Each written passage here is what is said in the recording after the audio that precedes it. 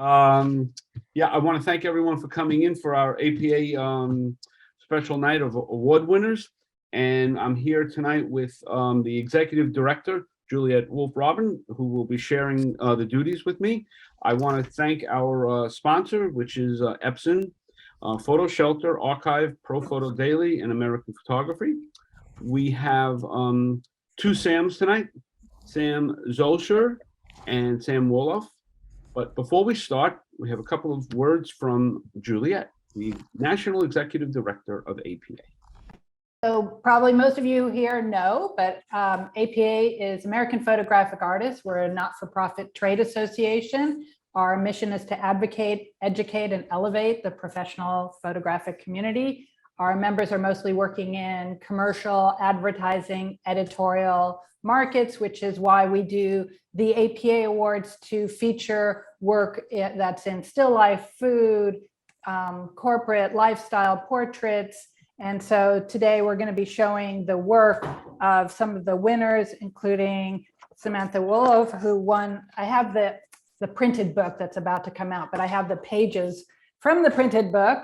That's Samantha won Best of Show. And if you get the book, you can learn about the image itself and the person, but you're here tonight, so you're going to get that anyway. And then we have the pages for Samantha Zauscher with the images that she won in corporate and interiors. So that's, we do contests throughout the year. There's one called Untitled that's going on right now. And then we're starting up something personal. So a lot of the other contests that we have during the year are more for personal work, where the APA Awards is most of the categories are a way that people can highlight the more commercial work that they're doing and really celebrate that, since that's our membership base.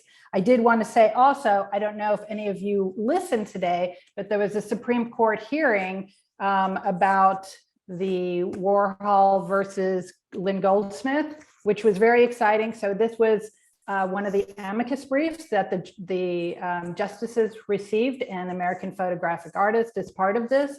It is a big part of why we exist. We are an association for photographers fighting for their rights. So that's why it's really, really important that photographers support the trade associations, because this is the sort of thing that we are doing. So I will pass it over.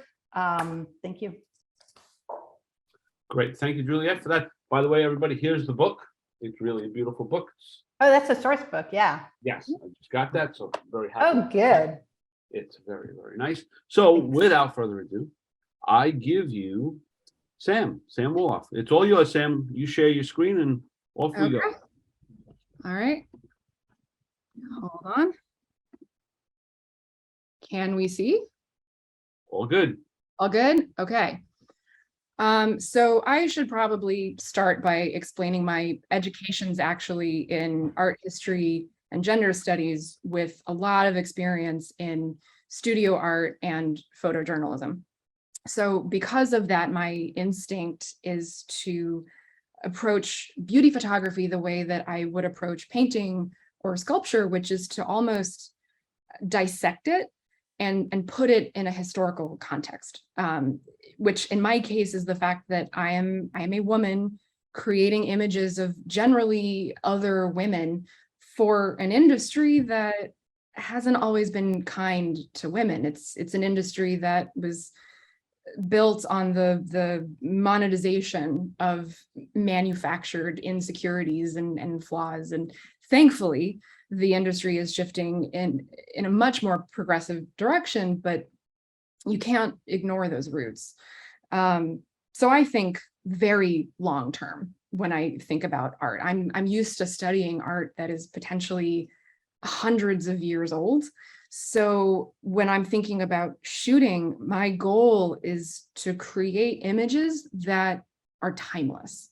They need to not speak to a particular time or place or era, but also not bore you if you see them over and over and over again. Just these icons almost. The reality is beauty photography is it's an inherently commercial medium. It was designed to sell product. I want to shift that.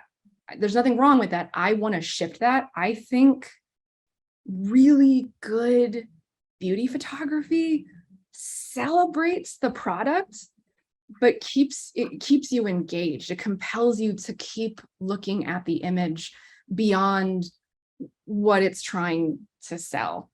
I don't think beauty and purpose are mutually exclusive. I think you can absolutely have explicitly commercial imagery that is still visually arresting. It was funny, I was thinking about this. It's a courtesy that's been extended to fashion, but not beauty. There have been plenty of museum exhibits dedicated to fashion design, and fashion photography, but you generally don't see it with beauty.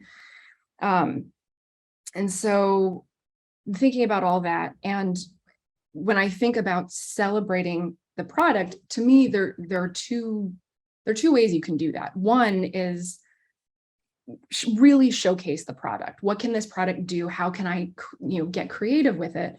And then the other is the more obvious one. It should make you want to use the product.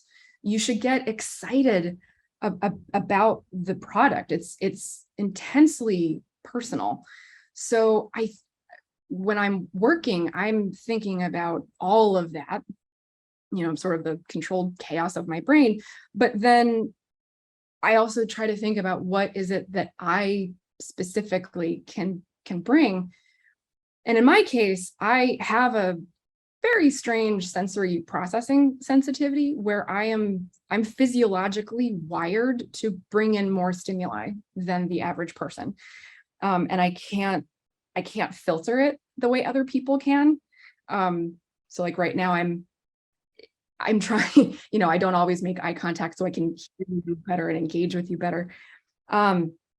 So what that means for me though is something that would normally be purely visual or predominantly visual for me cannot just be visual. It becomes a multi-sensory experience.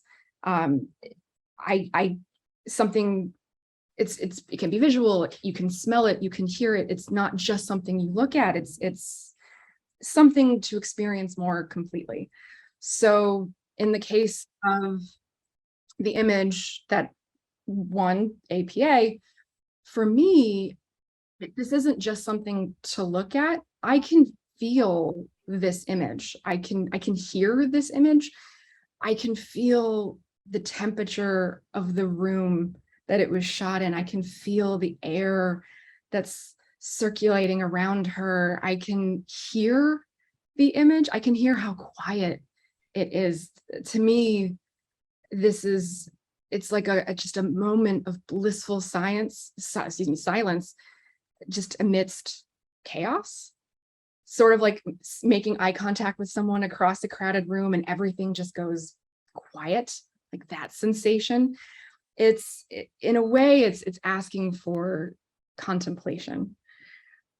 I can't make something that is purely visual. And so a lot of my work, I've found the images are progressing, right? Yes. Okay, good. So a lot of the images are designed to invoke different sensations. So for example, this one is designed to make you uncomfortable. It's supposed to feel like when you get your hair cut and you have the little fringy bits in the back of your neck, and you're just kind of cringy, kind of like that. In this case, it's a little more literal, but the idea of I can look at something and I can feel it on my skin, or I can look at something and I can hear it in my head. You can imagine temperature, you can imagine music playing in the background. It's because it's all encompassing. So this is probably the best example I could think of to explain sort of where I'm coming from. Anyone who's ever worn lipstick lip gloss, chapstick, knows what this image feels like. You can feel the weight of the product on your mouth. You can feel the viscosity of the lip gloss. You can feel it dripping down. You can hear her mouth opening and closing. It just becomes this sensation, this multi-sensory experience. So getting back to the whole celebrating the product thing. So when I say what can the product do, I don't just mean what was the product designed to do. I mean, what are the boundaries of this product? Can it be used in other ways? Can you change the formula of the product? How can you use it in non-traditional ways? What is this product capable of? Because ultimately, beauty products are tools. They're art supplies for your face. So once you think of them as art supplies, the possibilities are endless. In this case, this was for an editorial for Mob Journal that came out last year. It was a watercolor themed editorial. I had figured out a way to turn lipstick into watercolor. I changed the consistency without compromising the color, without compromising the opacity or the consistency. It literally was just lipstick in a different format. And so I was experimenting with how to use this new technique. And in this particular image, it's my photo printed on watercolor paper, but then I had liquefied this lipstick and had painted over her. And it's actually reminiscent of, a technique that makeup artists sometimes use, which is, if you want a cream pigment on the cheek, you use lipstick. There are cream blushes, but in a pinch, you can use lipstick. Sam, a question for you. You obviously come at this with a real passion. Yes. And you've layered it with more and more deeper and deeper thoughts. So when you're speaking to a client, they must feel like you've engaged our product. You have a feel for, can you speak to that sort of relationship when you go off on your deep understanding of the product? Well, so I have an advantage. I'm not just the photographer. I'm usually also the target demo. I am someone who wears makeup. And so I think a lot of clients want to know, they want to know that you're enthusiastic about what you're supposed to be showcasing. It's not just any old job. I think it's helpful to talk to the client and say, I can imagine using this. And I recognize that not everyone's in that position, but in my case, because I have that unusual art background, I'm constantly thinking about how can I play with this? And wanting to play that enthusiasm, that excitement. I would like to think it's somewhat intoxicating. I can't imagine being a client and not experiencing comfort in knowing that the person you're about to hire to showcase this product wouldn't actually want to use it. If I actually want to use the product, then most of my job's actually already done for me. Does that make sense? Yeah, no, you answered it perfectly. And that's something that, from a commercial side of photography, when photographers can get that intimate with a product, regardless of what it is, it shows the client that I really do love bananas, and I love bananas so much, that I have two a day, that kind of a thing. The way you speak, I'm sure the clients just melt with your enthusiasm. I'm not gonna, it helps. It doesn't, there are obviously there are plenty of amazing photographers who don't have a personal connection to the product, but it just so happens I do. it's fun for me. And actually, contrary to my presentation today, I don't actually wear a lot of makeup in my day-to-day, but I love it on other people, and so one of the ways I was trying to build a relationship with beauty products as someone who doesn't use that many of them in my day-to-day life was to experiment with this mixed media work. So this was just to show the consistency of what liquefied lipstick looks like. That is lipstick. Fenty, Rihanna's line, once had it was a collection of like 40 different shades that came in blue and purple and green. But, just playing around with that consistency. This is cream eyeshadow. If I'm trying to find a connection to the product, I will just think of how to use it differently. I love kintsugi. I don't know if you know what kintsugi is. It's the Japanese art of healing broken pottery with liquid gold. I love it. It's gorgeous. I love it. So what I wanted to do was I literally took a photo print and ripped it up and tried to heal it with liquid gold. In this case, it was cream eyeshadow, a metallic gold cream eyeshadow, and I glued it back together like kintsugi. Playing around with the mixed media. I personally would never wear gold mascara just because it doesn't work with my complexion. This was for a metallic makeup editorial. And a lot of the experimentation with the product comes from, okay, well, I've seen this before. What can I do differently? I've seen metallic makeup editorials before. They've been done to death.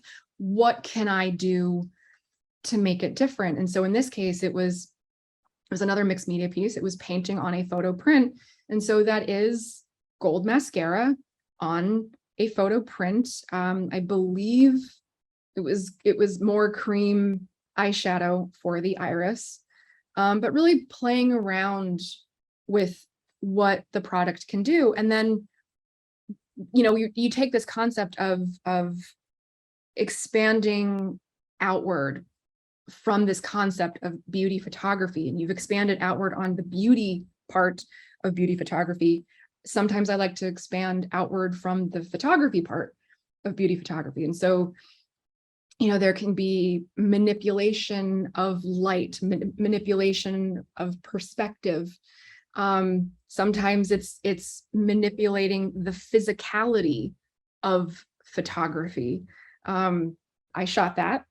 I printed it on canvas. I wanted to experiment. To me, this still sort of falls in the confines of beauty photography because I hand stitched her makeup, but I wanted to play up the texture of her sweater. And I just wanted to do something different. This was fun. This wasn't for a client. This was personal work. But really, expanding outward on what do I have in front of me? What are my resources? What are my capabilities? And if I have this weirdo art background, I want to be able to use it. And so, Sam, speak to us a little bit about your crew, your stylist, your makeup person. They have to obviously get you, and how do you, whether they want to or not. I'm an acquired taste. You may have gathered I'm a lot, to put it mildly. I actually I can work with big crews. But believe it or not, I do my best work in more intimate settings, very collaborative, because I usually come into it, I'm the queen of overthinking. So I'll usually come into a shoot and say, I have ideas, but what is it that we want to accomplish? Do any of these ideas fall into that purview? Are they accessible to us? And then let's see how things progress. And obviously, if you're working with a client, they have a very clear idea of what needs to happen. But to me, enthusiasm is the best selling point. So if I'm working with a smaller team where they feel heard or recognized, something I said, something I did. No, I'm right here. I'm shutting the door. It's okay. It's everything you said. I kid because I love, and so if I'm working with a smaller team and they feel recognized and their creative talents are valued, they're bringing in 110% and I'm bringing in 110%, and you wind up coming up with really special things you just can't plan half the time. Or you'll be on set and you'll recognize, like, those little nuances, those little tiny shifts that you weren't expecting, and you wind up going in a completely different direction and you go, oh my God, I have an idea. Sometimes it can simply be like this. Our lighting was consistent enough. Her posing was consistent enough. What could I do to really lean into the fact that I was getting a lot of, I don't want to say consistency for redundancy, but what can I do with these images that are now available to me? Same direction, same lighting. How can I play? What can I do differently? And so something as simple as a collage is sometimes all you need. So that's the first. So in terms of celebrating the product, that's the first part, is, literally breaking down the beauty photography part of things. The second part is, just before I forget, to me, the takeaway is that you shouldn't be limited in how you document the product. If you have the means, if you have the creativity, if you have the tools, there's really nothing stopping you. I'm clearly a photographer, but if I have a studio art background and I'm willing to get weird and messy, I'm gonna go for it. So I'm kind of weird that way. yeah, so existing clients that you have that keep on coming back, they must come to you, almost as a partner in the creative process. What can we do here, Sam? Right? I would assume that comes up occasionally, It does. Well, I think, and I'd like to think this isn't a reflection of me. Clients often like change, and so even if they really enjoyed what you did that one time, they want to try something new. And I can't get mad at that. I'm constantly trying something new. I can't begrudge the client from trying something new. And so I would love for there to be a consistent relationship with a client where they keep coming back and we want to try something new. The reality is it hasn't always happened, but I understand why. The market is constantly shifting. It's very malleable. I get it. If I'm willing to do it as an artist, and if other photographers are doing it as artists, I can absolutely imagine the client would do it. But it speaks to the second part, as far as I'm concerned, of celebrating the product, which is the image should make you want to use the product. It should instill enthusiasm. What a lot of people, I don't want to say don't want to admit to, beauty is self-care. Ultimately, beauty is self-care. And it's not just makeup, it's skincare and hair care. And, there's a reason beauty tutorials on YouTube have just exploded. It's entertainment at this point, especially post-COVID, when a lot of people figured out life is short. I just want to have fun. I wouldn't say it's quite a hedonistic approach to self-care, but not too far off. I think a lot of people figured out beauty and beauty products and beauty photography was no longer aspirational, it was inspirational. It could inspire you to get creative and use it as expression and use it just for, to use it for fun. It was no longer about, oh, there's something wrong with me and I need to fix it. It really was, I want to celebrate myself. And for me, the number one way you can instill that enthusiasm is with the model. The model needs to be able to spark the imagination of the audience.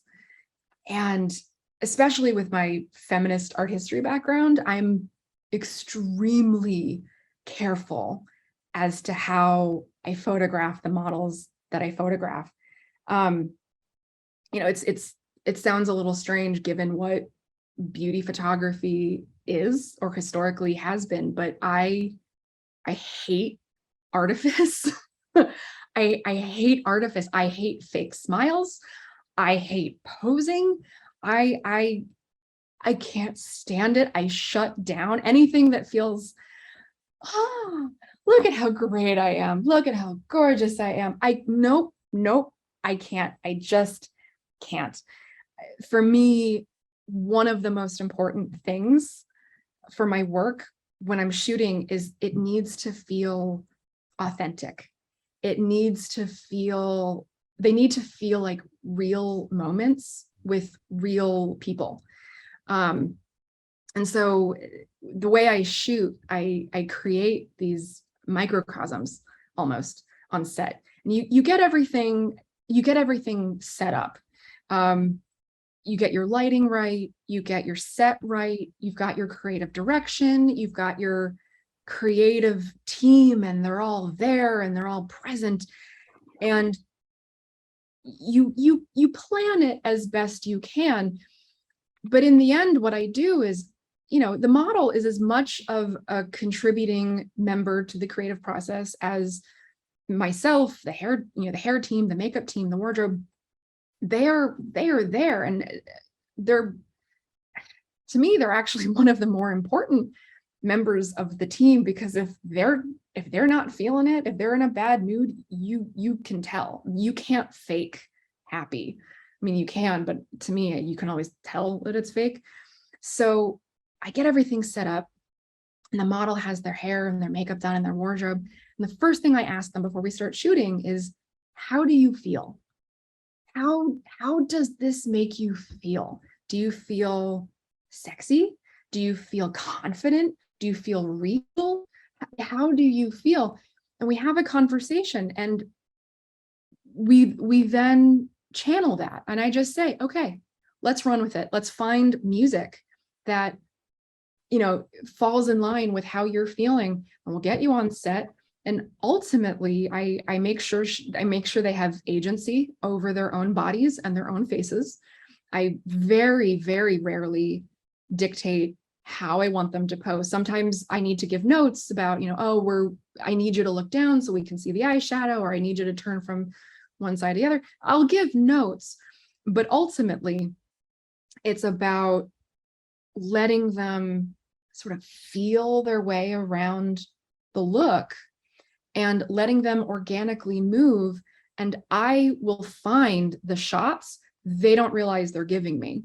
And so my favorite shots are images like this, where you can tell that they feel good about themselves. They were channeling an aspect to themselves that they really like, or they're playing around, and you can tell they're loosening up and experimenting. And that's one of the ways that you can showcase a product in a slightly different way. You know, an image like this was fun. She's actually a ballerina with the American Ballet Theater in LA. And I have a dance background. And so, you know, I was trying to get her to loosen up a little bit. And I said, move, just move. I will be able to follow you. And she was going backwards and upside down. And I was, you know, getting low with her, which is impressive because I'm 5'10". And it became this thing. And I look at an image like this and I go, it's fun.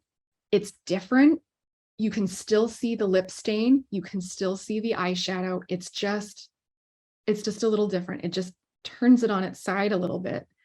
You know, and So you'd have to say, I mean, people are feeding off your energy as well, yes, right? Like and I have a lot of it. yeah, no, I mean, you've created this mood in your studio. When they walk in, they know this is going to be a little bit different. This is going to be Yeah, right. it's Beautiful. infectious. It has Yeah. to, if I'm, you know, it goes back to the enthusiasm part. If we're having fun, the rest falls into place. And, you know, and especially when it comes to the model, I think, you know, I hate that I even have to say this, but communicating that I respect them, I value them is huge, because if anything, it means they're not just going through the motions. There's always something behind the eyes. It's convincing. What's You know, your process for casting? You know, when you get past, you know, who's available and what the client wants, believe it or not, Instagram. And it's a bit hypocritical because I'm not a fan of social media. But if I look at a model's Instagram and they seem like they have a personality, sorry, I just one of my cats just came down the stairs. I wasn't expecting to see him. If I look at an Instagram account and they have a personality, or they have interests outside of modeling, if they look like they're willing to get weird, then I think we're going to get along fine. If it's an Instagram account of, look at how pretty I am, look at how pretty I am, look at how pretty I am, when it's that curated, all I can think of is you're going to have a hard time. You're going to have a hard time running with this. You're going to, because I freely admit the way I operate, because so much of it comes down to the model organically moving, it's asking for a degree of vulnerability from her. And if an extremely curated Instagram account tells me they're not willing to risk that vulnerability. So that's probably the number one thing. And I just get senses about people. Believe it or not, I think it's actually related to the sensory processing condition I have. I just get immediate reads from people, even if it's just a photo. And I can look and I can just tell. You know, we don't have to have the same hobbies. We don't have to have the same backgrounds. I just need to know they're willing to meet me where I need them to show up. It's never just about being pretty. These are almost portraits that happen to have amazing hair and makeup. And I freely admit that this is a very unusual approach to beauty photography. It's, you know, it's somewhat antithetical to how beauty photography is traditionally shot, but I can't do anything else. Like I have to do it this way. So You know, Sam, what you just described there is what creative directors, art directors do on Instagram when they're looking for a photographer. If you just changed out two or three words of what you said, that's how art directors and creative directors look for photographers. They go to their Instagram site and they see, this is somebody I could work with, who likes to have fun, who knows, you know, terrific places to surf, or whatever it is. Yeah. You know, your personality comes out. Oh yeah. On your page, right? So that is a perfect analogy for, you know, for every photographer who's on, who, you know, how do I attract clients? You know, show your skin, right? Well, it's funny. I think a lot of people, they don't understand if you're going to be on set with someone for 15 hours, you need to like them. It's fundamental. Yes. so fundamental. And I'm amazed at how little credit something like that is given.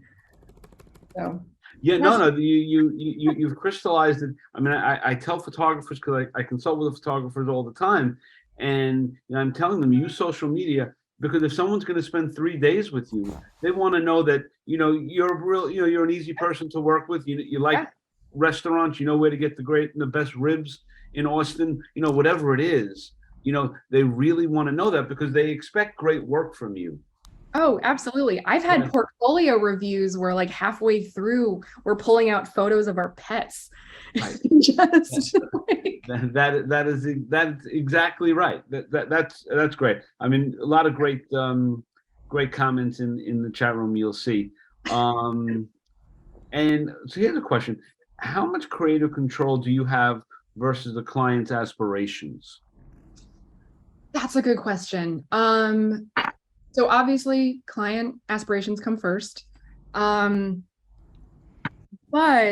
when I'm approached because they know they can get stuff from me. It's not just, I'm going to tell you what we want. It's, if you're approaching me to begin with, you're doing it because I might have ideas and you are at least somewhat amenable to hearing them. I'd like to think I'm very good at hearing what a client needs or distilling what it is they're trying to go for. And I don't want this to sound like, oh, it's the Sam show. If it, obviously if it's a smaller shoot, if the budget's really tiny, if I'm self-producing, then obviously I have as much creative direction as I want. The risk of turning it into the Sam show is actually, it doesn't exist, because you wouldn't talk to me unless you wanted to hear what I had to say, even if it's just a little. So you're more like a creative partner. Yeah. And that's not to say I come in saying, oh, I have ideas for you. I mean, these are companies that have creative directors and art directors. Like I don't have that much ego. But I think if a client was going to approach a photographer with a feminist art history background and studio art, you're doing that for a reason. You didn't just accidentally find me. And that's true for any photographer. And so I think, I have to lean into the idea that if someone approaches me, it's because they want to hear my ideas. Well, Sam, that was great. I want you to stick around. Sure. Because now we have Sam Zauscher, who is going to take over the screen. Hey, all right. Can you see that? Yes, we can. All right. Hey, I'm Sam Zauscher. I'm based in San Diego and then shooting locally in LA, San Francisco, New York City. I am the B squad. I was not the grand prize winner, so I'm bringing in some of the support photos, but they were winning. So that's why I'm here. Otherwise I wouldn't be here. But I'm going to do this kind of quickly in two parts, because I feel like if people see the winning images, when Juliet called to let me know that I'd won, we kind of laughed because there's no people in these images. And then if you look at Instagram or my website, it's all people. So anyway, the two parts. All right. So this image was for architecture. We're going to because of this and the other image, we're going to kind of visit Western Scandinavia a little bit for a moment. So bear with me. This is inside Grundtvig's church outside Copenhagen. I saw this maybe 6 or 7 years ago on the internet. and I mean, it wasn't this shot. It was like maybe just even the bricks, you know, something very minimal picture of a cathedral looking thing. And I just was like, I want to go to there. Like I just know that I needed to go. And so finally, in what was it, 2019, I was going to Dusseldorf for something else. I'm like, I'm going to do it. I'm just going to do it. So I spent 4 days in Copenhagen, and then I spent like half a day just being here by myself. It was glorious. Anyway, so this is where this image comes from. I'm going to show you some more from the set. But first of all, here's the exterior. It's like, so the exterior is actually made of the same color brick as the interior, is just dirty. I really want to power wash it because I think, I mean, it's glorious. I love this. I like, as a kid UCSD is nearby. It's like very brutalist architecture. I remember walking around and being like, this is so ugly. And then I went there for college and I was like, this is so beautiful. So tastes can change. I love this. I think it's so beautiful. Some fun facts. This was commissioned in honor of NFS Grundtvig, who's like this big philosophic religious writer figure in Danish culture, and an architect. Let's see, Peter Wilhelm Jensen Klint won the bid, and so as part of it, he built this church. It's not a cathedral, even though it's like on par size-wise with the Copenhagen Cathedral. Anyway, he built this, and then there's a housing development he also built around it, which is also made of the same bricks. And I really want to go inside and see what those look like. I mean, I just can't knock on someone's door and ask them to let me in. Anyway, it's neo-Gothic brick expressionism, which I love. And it was started in construction in like 1921. It main building took place from 21 to 26, and then it was finally finished in like 1940, but the architect died, so his son took over and finished it. So he didn't get to see the end of his creation, which is a little bummer. There's almost 6 million bricks that went into the construction of it. And it looks, it's high, to me, it's highly decorative, even though it is very minimal, but not minimal. You know what? I'm going to call it essentialist, because when you're in there, everything feels so considered. Everything, even though it's not overly decorated, which I love. It's like, yes, I don't get overwhelmed. So here's a close-up of the bricks. They say yellow, but they're like straw tan, what's yellow? Beige bricks. It is now. Anyway, I love the color. Every little detail feels like a part of it. Here, like lighting fixtures, if you stand under them, the symmetry is gorgeous. It's just circular and simple. The architect looked to village churches also, which Denmark, nautical, because you're by the sea, and so there's like little nautical touches, which I love. Let's see, in the back they have the amazing organ, which fun more trivia. I think they're behind these main organ pipes. Has the longest organ pipe in Scandinavia. It's like 32 feet, weighs almost 1,000 pounds. It's iconic for many reasons, more than just visual. How long were you in there shooting, Sam? Probably like 2 to 3 hours. So, okay, when I walked in, it was pretty empty. And then right in the middle, there were 2 IKEA chairs set up on a platform, which I was like, oh, this is glorious. I love IKEA so much. So I was like, look, it's like a spiritual experience. There's IKEA chairs. But I think it was left over from some sort of presentation. So I was like, I will stick around and see if those go away, which is fine because I spent a whole hour just like looking at things. And then finally, like a worker came and I saw him like taking away the chairs. I was like, oh yes, I'm in it for the long haul. Anyway, it's like, speaking of chairs, it's like one of the chairs for the congregation, if you just took it out and put it in like the Danish Design Museum with all the, it'd be beautiful. That's, you could take any one element and it is beautiful by itself. And then you put them all together and the way they go together seamlessly is also beautiful. It's heavenly, no pun intended. So here's a little example. Like, I don't know, I can't zoom in, but the hymnal board has these numbers that are just beautifully crafted. The doorknobs, the solid wood doors. I mean, being in a beautiful place, heaven. Okay. In fact, a picture from here is the only picture of my work I have framed in my house, because I just haven't gotten around to it. I can't choose, but I can choose this. This is like favorite child, because it's, a beautiful place. Anyway. So you can tell your folks you spend 2 hours in a church, right? They're thinking. There you go. See, I'm putting my time in, anyway, so I still want to go back to there. Okay. Part 2, this was the second image. So that was architecture. This was corporate industrial. Again, no people. Well, there's like a car driving by. So this is over in Iceland, separate trip. This is 2017.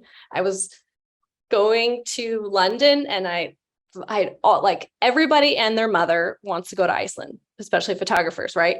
So I was like, I'd rather be poor in Iceland than rich at home. So I'm just going to do it. So I went for 10 days by myself again. I'm married and have a kid, but I love going by myself, because then no one gets mad when you spend 4 hours in a church. Anyway, so this is from that trip. There's like one gas station for the whole country, and out in the West Peninsula where the weather's terrible everywhere. This is your gas station for you to use so you can get around. I love it. They don't even try to put shelter for you because the weather's so terrible. They're just like, hey, you want gas? We got gas. And, it looks pretty, but we will survive hurricane force winds. So, we're smart and stylish. Was there nobody around, or did you wait until there was nobody around? You don't see people for a while. And I was also there end of April, early May, just because that's when I could go. And yeah, it's pretty, yes, some parts you feel completely alone. Like there's one, I had 30 to 40 minutes of myself in front of a huge glacier that calved, and it sounded like thunder. And I was like, did anyone hear that? Like it was like terrifying. And I was like, no one heard it. It's like the tree fell in the forest and I was the only person to hear it. Anyway, so then, there's that car driving by, but yeah, there are other humans. When you're staying in like the hostel, it kind of feels like everyone is there. Like there are these guys that are like, oh, my cousin lives in Austria and I live in Cleveland. We just decided to meet in Iceland. It's Earth's national park is what it feels like. Anyway, but the whole trip, I did more than just like industrial photos, but given that Iceland is so stark, anything industrial and man-made sticks out like a sore thumb. So here's an example of more industrial type imagery. But you can't tell that these were Iceland just looking at them, but they are. So in case you're curious. And then, so they do have buildings, I promise, this is in one of the gas stations in the town. And then that light post, is it a light post or is it art installation? You don't know because it's Iceland and it's magical. And then this is my personal favorite from the trip. Again, I love IKEA so much. Plus, it's so expensive and you can get like cheap food, Wi-Fi, and a comfy place to sit. But the trip covered like a whole range of imagery. And so I'm like shifting it a little more touristy. Anyway, IKEA, God bless. I was by myself, so it was fun to watch other tourists partake in the beauty and majesty of Iceland. I also went to, top Instagram spots. What they don't tell you is that you have to walk like 40 to 50 minutes on this moonscape where you can literally watch as hail and rain like pass you over and keep going because it's just raw weather. I think like Iceland is weather. That's what it is. It's beautiful, but it's weather. And then like slowly the plane starts to come into focus. And it devolved into melodramatic selfies taken on the beach, horse portraits, sunbathing, and then using some of your landscape photos later for Instagram British Vogue contests during lockdown. I don't know if you guys remember when British Vogue did this for their cover, post your reset cover. And so, Iceland, why not? I'd rather be there than in lockdown. Well, In conclusion, Iceland is beautiful and you should go there. And if Iceland wants to pay me to go there, I'll go there again. But thanks for coming to my TED Talk. So part 2. Not different, but not too different. If I have to connect like current work with the other work I do, I'm going to quote the great Becky Lewis of Art and Commerce, who said, more eloquent than I can say, even though it's travel and, dance and other things, they'd still take you someplace. So the second half of this, I want to take you someplace. I want to take you into what I have loved, lived, and breathed most of my life as a former professional dancer, ballet, and show you some of the more recent work. And it's going to be a mix of like reportage, commercial, portrait, etc. Anyway, so I'll pause right here. Actually, I was a former professional ballet dancer, but growing up, I always loved photography and dance. But if you look kind of like at your physical clock ticking, you can only really do one. And if I had to choose, it was dance, obviously. So did that. But then in my 20s, I had like some injuries, really bad hip problem. And I literally woke up one morning and I didn't know how I was going to stop, ever. You never think you're going to stop, it's just not a thing you talk about. But I woke up one morning and I was like, this is the day. Of course, I'm like bawling, like, this is the day that I'm going to do something else. And I never regret stopping when I did, but it's, I do miss it. So I actually took a long time, I needed a mental break after I retired because of the insane and amazing, partially toxic and, brutal, but beautiful culture of dance.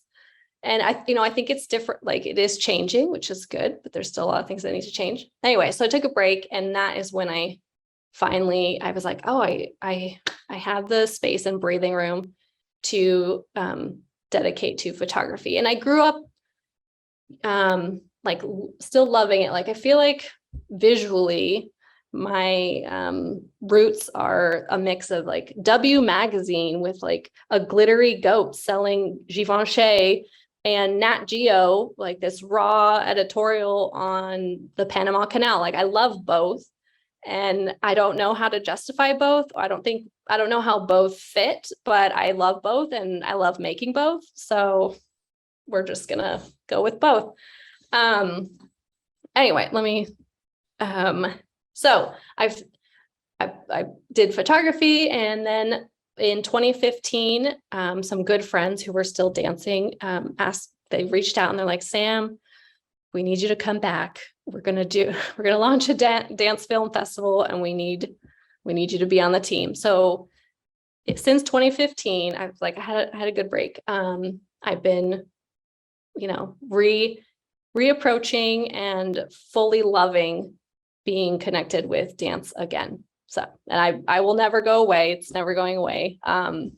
Anyway, love it. Love being here. So a few of these photos are for something I love to do. I love to go backstage. They always say the real party's in the wings, which is so true. It's high pressure. You're on stage. It's intense. You're poised, you're kind of like yelling to your coworkers on stage under your breath because it's fun. But and then backstage is where everything lets out. So These are from dressing rooms from Nutcracker, from a local production in San Diego. Oh, she was warming up for a streamed holiday show during COVID. So that's Candid. This is taken during a production. She's glistening as much as her costume. And when you get off stage, you're panting. I feel that 100%.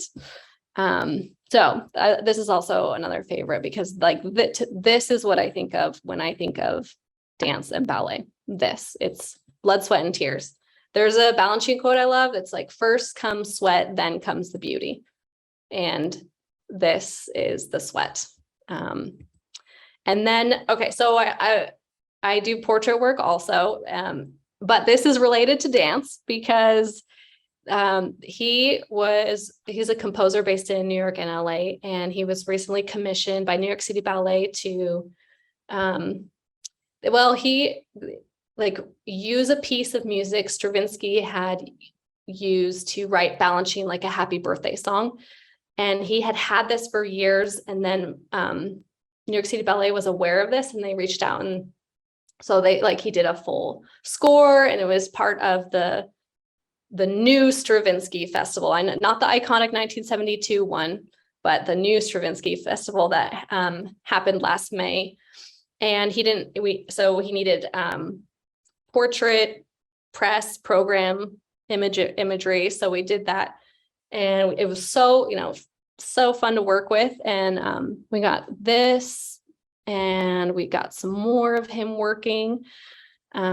He's such a cool guy. He loves photography too. We were gonna try to kind of do a nod recreation of Arnold Newman's Stravinsky portrait at the piano, but it just wasn't working out with getting a 9-foot Steinway grand in the right spot at the right time. But it's fine.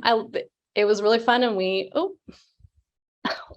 I don't know if hopefully you guys can't see the text message. All right. So there's a sample of portrait work. And then this is, for example, this is a sample of commercial work. As a dancer, when I was dancing, you get really, really stoked, but you're super cautious whenever dance or ballet pops up in like mainstream media or entertainment. You're like, yes, my art form, it's finally being represented. And you're like, uh-oh, did they actually get a dancer? Or, oh no, is this going to be the like Kendall Jenner trying ballet type photo shoot? It's like, take it with a grain of salt. Good on Samsung. For the Galaxy S21, they used a real dancer, the gorgeous Matthew Gibbs. He's a bone breaker / contortionist, street dancer in LA. And I mean, if you look at the commercial, he's only like a small part of it, but good on them. So Samsung, the production company, reached out because they were looking for a dance photographer. And I was on set for this portion. I got some stills and then kind of helped translate what they wanted from the storyboard into Matthew's movement.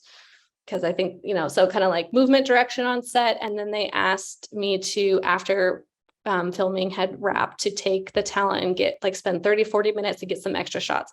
None of these ever made it to the commercial, but it was great. Tons of fun. And I love it because here's dance being used commercially. So it helps sell dance and phones. Sure, I'll take it. You can sell phones if you're selling dance also. Anyway, even though on set, all of us had iPhones, that was fun. Nothing against Samsung. All right. And then the other type of work that involves dance is, when this is probably the biggest part of the pie of work, is like artists need promotional materials, or it's personal work, or you need to help create stuff that's gonna promote or advertise upcoming production, like a performance, not like a movie or film. So some of this work is created as part of that. This with the dancer. Whoop, hold on. Her legs are like backwards. That's what. Here, hold on. I have to stop sharing for a second. I'll get back That's what that's what someone else was asking. And I was like, no, she's just normally standing there twisting her body. Okay, hold on. I will share again. Hold on real quick.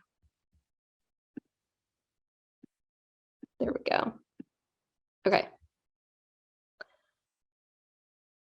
Oh, why is it not going? Okay, sorry guys. I'll just do this.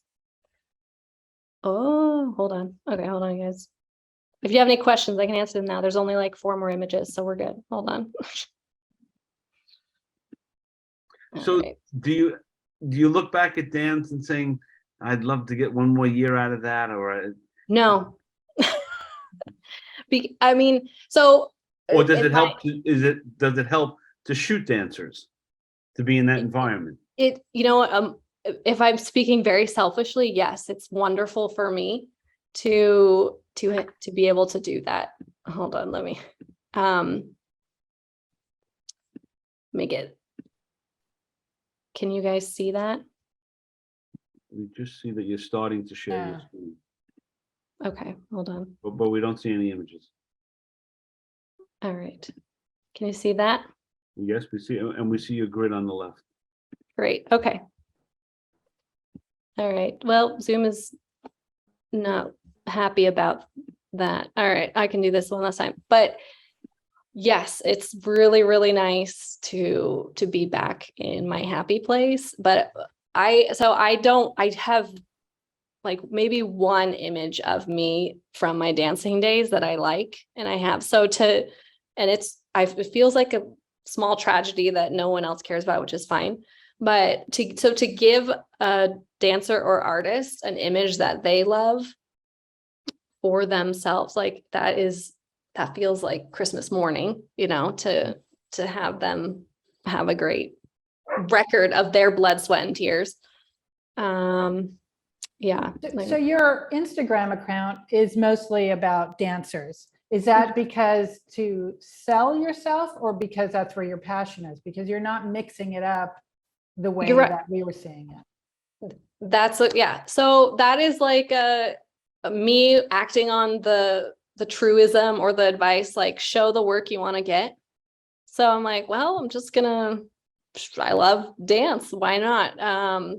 Go shoot for one moon. I know it's very niche. It's like, I feel like if you met someone who's like, I'm a circus photographer, I'd be like, wow, that's really specific. But yeah. I mean, I'd love to mix it up. I wonder if it would confuse people, but yeah, I love dance, I mean, then there's the other school, just, show what you love to do, but also show only terrific imagery of everything that you do. I wouldn't post very often, I feel like, but that's me being hard on myself. Yeah. So when you're going for a portfolio review, when you're meeting somebody, or if you do, that you don't know what they're working on, do you have several different bodies of work ready to present? And then depending on what they want, or how do you go about your presentation? That's a great question. I've done it. I've tried it a couple different ways. One is, let's show everyone dance. And if they like it, that's great, and you'll find the people who like it. And so there's that. And then I did try doing more custom for each, which, was all right. But I feel like finding the gems of people or who can see dance apply to their non-dance situation or dance situation, that's super thrilling. But That's yeah, I've done super both. hard too. I know, it's really, It's really hard. yes, it is. Yeah.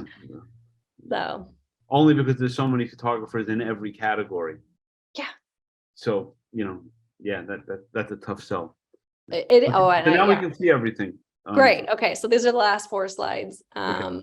So this is just some additional like personal work, and playing around. But yeah, it's interesting. I go back and forth between, go strong with one thing and then, or, try to be more well-rounded, and you hear both advice wise. So it's like, Which one? You know what it is?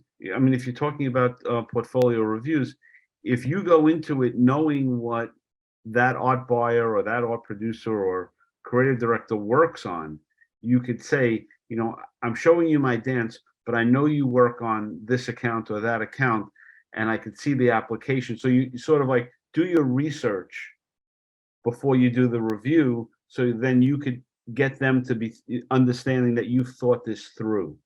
Yeah. Like this beautiful architectural work, you know, is like shooting portraits. It's being lit in a certain way, you know, that kind of thing. But it's knowing beforehand, you know, what you're doing, you know, and who you're talking to. That's Yeah. beautiful. Wow. It's funny, I actually see a lot of overlap between the dance work and the architectural work you were doing.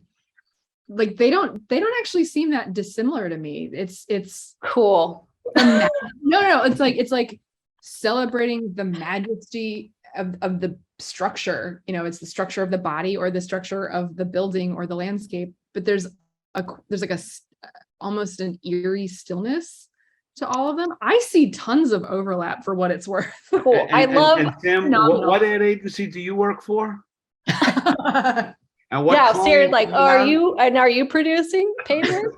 That's- Yeah, you know, no, if anything, like I'm a recovering maximalist. I grew up in a large family. It was chaotic, blah, blah, blah. So I love things that are a little more essential. And I feel like I chose dance, or it chose me, whatever, because if we're going to get a body, you know, we have these things, you know, what will fulfill the measure of that creation? Dance. You know what I mean? So it's like, and I love it when a space does that. It's so considered. And I feel like dance is like the ultimate consideration for the human form and how it moves and what it can do. And I love that. And like, if you have like, my husband is a classically trained musician, so we'll like go to concerts a lot, and I'm sitting there and I'm like, and he loves it. He plays the violin. And he's like, I love this so much. And I'm sitting there, I'm like, we're just sitting here listening to it. Like, we need to be doing something with this glorious music. Like it's not enough, you know, we need to apply it to something anyway. So it's a little painful to sit and listen, but, So I have a question about your name. So first of all, do you find that anybody ever thinks, because you always go by Sam, that you're male? And then you have on your photo here, Sam Zauscher. So do you sometimes shorten it and sometimes not? Like, what is with your name? that's a great question also. Yeah. What is up with my name? I'm still trying to figure it out. So yeah, I went from like Samantha Knobloch to Samantha Zauscher, which I feel, you know, they're both hard, but I think Zauscher is really hard for people. I have a lot of sympathy when they get like a piece of mail with it on. We get Zacher, you know, it's a mess. So I try to give them a break with Sam. But yes, then I am like, I get he, or, you know, they think I'm a guy, which part of me is like, that's great in a male dominated industry, which actually the more I'm in, it doesn't feel so male dominated. You know, I feel like that's not the case. You know, it's great that it's a guy, and I show up as a female, and yet they thought it was a guy. Great surprise. And then like Samantha Zauscher feels too long. I don't know. I'm still figuring it out. And like, so Zausch was a compromise. It's, you know, I don't know. This is a good conversation. I try to think about often, but I haven't come to a conclusion yet. So that's called this therapy, right? You end up, you know, so if there's like an ultimate brand expert out there who's like, this is what you need to do, I'll be like, great, let's settle this. Okay.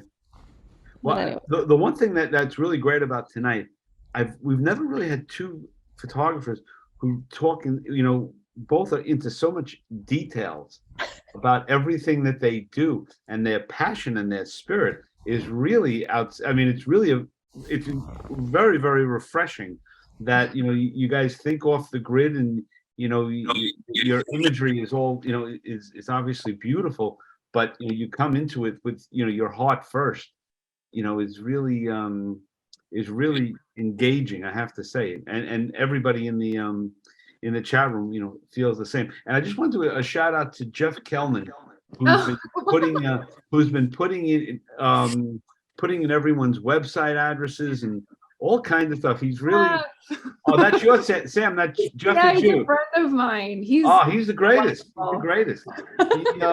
Yeah, Jeff, you got to put in my YouTube page. I need everyone to subscribe. No, he really was great. That was really very helpful. Jeff's a good guy. Just a good guy. Yeah, all the way through. So, like, so Samantha, what's the next project for you? Me? No, Yeah, you're Sam. which one of us? Now you're Sam. Okay, which one? Obviously, we're I both, said- we're both Sam. I said Samantha. Okay, so Yeah, the Bowie lover. yeah, but I can't even think that far ahead. I just had a test shoot on Sunday and I have a bunch of portfolio reviews next week. So I try to focus on one thing at a time if I can. I'm playing around with dimensionality. It's all I'm giving away. Getting back into that mixed media stuff, but in more strange ways. Honestly though, it's pretty quiet. I had to pause earlier this year on shooting. I broke my nose in early March and I'm fine now. But a lot of people don't realize that when you break your nose, you can't shoot pictures because you can't have a camera. So I had to pause for an extended period to let my nose heal, and I'm just now really getting back into it because apparently noses take forever to heal. That was fun. 0 out of 10, do not recommend breaking your nose. So right now my next project is just shoot anything that makes me happy. Samantha and Sam, actually. I go by Sam. Talk to Everyone both calls of me you Sam. because there is as somebody else said, a great similarity between your works, oddly enough, even though they're so very different. I see it. And I have to tell you, like you're working with the watercolor paper and then painting on it was something that I thought of, and I mentioned it to a client and they said, oh, it sounds like a terrible idea. And I went ahead and did it for myself. And I showed it to a different client. That's fantastic. No, it was funny. One of the things I did, I mean, I think most working artists will speak to the agony of not being able to produce. I was in a dark place when my nose was healing. And one of the things I was experimenting with was silk screens, using makeup instead of paint because I couldn't shoot. But I had to make something, anything. And so I wound up, I had done this once or twice before just for grins and giggles. But when I broke my nose, I really was experimenting with it. I had silk screen, like the screens made of my images. And instead of using paint on the paper and then silk screening over, I used makeup. And so figured out how to make markers out of powder eyeshadow and obviously the watercolor element. And so I have a handful of silk screens where it looks like a Warhol piece, but instead of paint everywhere, it's blush and eyeshadow and eyeliner. And it really goes to that. And I've shown a lot of the mixed media stuff to clients in portfolio or potential clients in portfolio reviews. And it's one of those things where I think a lot of people like the idea of it, but the execution terrifies them. But I think as time progresses and people start to really think of, well, what are the boundaries of the medium? I think they're going to be more into this kind of thing. So I say, have at it, let your freak flag fly, go do more mixed media stuff. Yeah, There are no boundaries. There are no boundaries. That's the point. Here's a question. Can Samantha and Sam talk about how they go about getting clients, choosing whom they approach? So let's give that to Sam. Well, so I think right now I'm running with the let's throw dance at the wall and see who sticks philosophy right now. So it's okay. I like fewer, better work is what's on my letter, the post-it on my wall in front of my desk. So, but I have like, I mean, if we're talking about like dream client would be like working with a top dance company, world ballet company to create the season campaign where you have like more creative freedom and stuff like that. But if you look at who they hire, it's more like high-end fashion photographers most of the time. So there's that dichotomy, which I get, you dance and fashion have always gone together. But so real life clients, I actually do a lot of work that I don't post on my portfolio or Instagram for like classical music, venues, quartets, arts organizations and things like that, and just reaching out and letting them know, like kind of cold calling, I guess. And then people I know over the years who have like moved on to other things.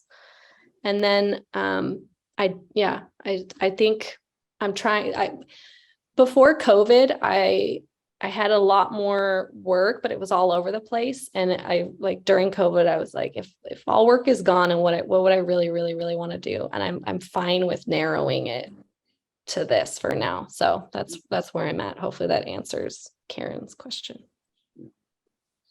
Yeah, most of my clients are editorial. I recognize that my approach to shooting is scary.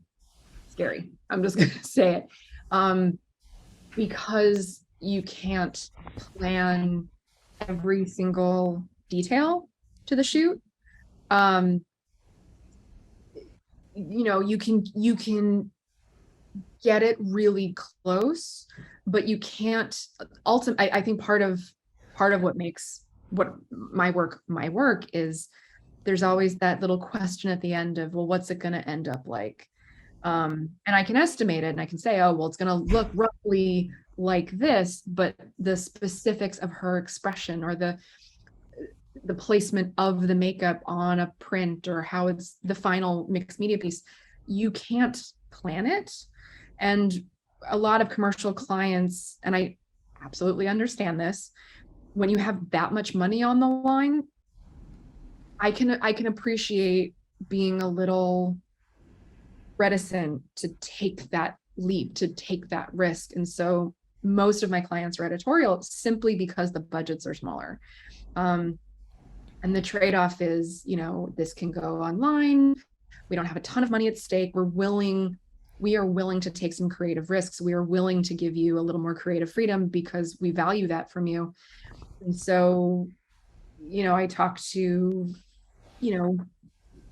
European magazines, independent magazines, anyone who just wants to do something different. And my hope is down the line, the commercial clients will figure out it's not actually that scary, but it's everything I do is antithetical to how beauty photography is traditionally produced. That's its value. Yeah. No, I get it. So, mostly magazines. Right. You have to get a client who brings you on early in the process and involves you in how it's going to happen. Yeah. And I part of what I like about things like portfolio reviews or encounters like this is it's an opportunity to explain it's not just chaos. Like, I know what the shot's going to look like. It just sounds like I don't. I mean, even even the image that won, it sounds a bit flip to say, oh, it was a fluke. No, I knew what I had planned to shift my lighting and to focus on the natural light that was coming from the skylight.